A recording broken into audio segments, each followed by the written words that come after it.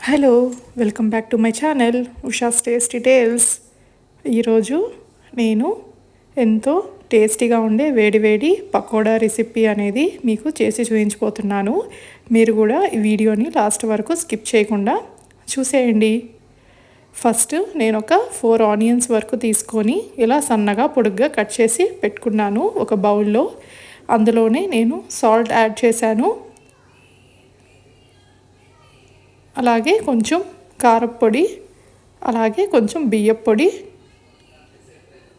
అలాగే 1 కప్పు వరకు శనగపిండి అనేది యాడ్ చేశాను. అలాగే వాము అనేది ఇలా నలిపి దాంట్లోనే వేసేస్తున్నాను. లాస్ట్లో కొత్తిమీర ఇలా చిన్న ముక్కలుగా కట్ చేసి యాడ్ చేశాను.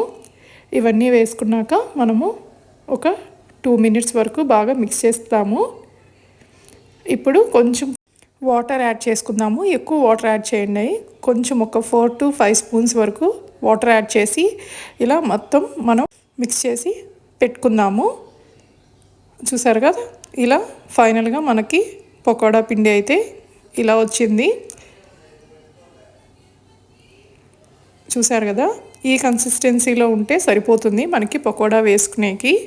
ఇప్పుడు ఒక పాన్లో నేను ఆయిల్ అనేది హీట్ చేసుకున్నాను. అది బాగా హీట్ అయ్యాక ఇలా కొంచెం కొంచెం మనం ఆనియన్స్ మిక్చర్ని తీసుకొని ఇలా పకోడీలాగా వేసుకుందాము. మరి పెద్ద పెద్ద సైజ్ కాకుండా ఈ సైజులో మీడియం సైజులో వేసుకుంటే మనకి బాగా ఫ్రై అవుతాయి.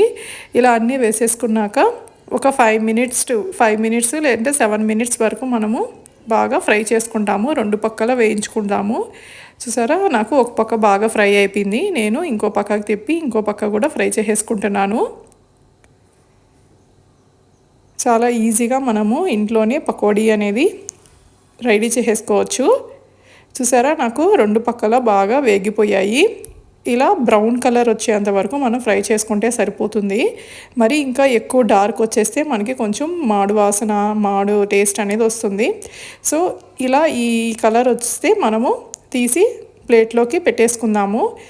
చాలా చక్కగా వస్తాయండి. ఇదే ప్రాసెస్ మిగిలిన పిండి కూడా ఇలాగే ఆయిల్లో చిన్న చిన్న పీసెస్ వేసుకొని మనం సేమ్ ప్రాసెస్ రిపీట్ చేస్తాము. 5 to 7 minutes both sides fry చేసుకుంటాము. అంతే అండి, చాలా సింపుల్గా ఈజీగా మనం వేడి పకోడీ అనేది రెడీ అయిపోయింది. మాకైతే బెంగళూరులో వర్షం పడుతుంది. సో ఈ క్లైమేట్కి వేడి పకోడీ తింటూ ఎంజాయ్ చేయొచ్చు. మీరు కూడా తప్పకుండా ఈ రెసిపీని మీ ఇంట్లో ట్రై చేసి చూసేయండి. Please subscribe to my channel.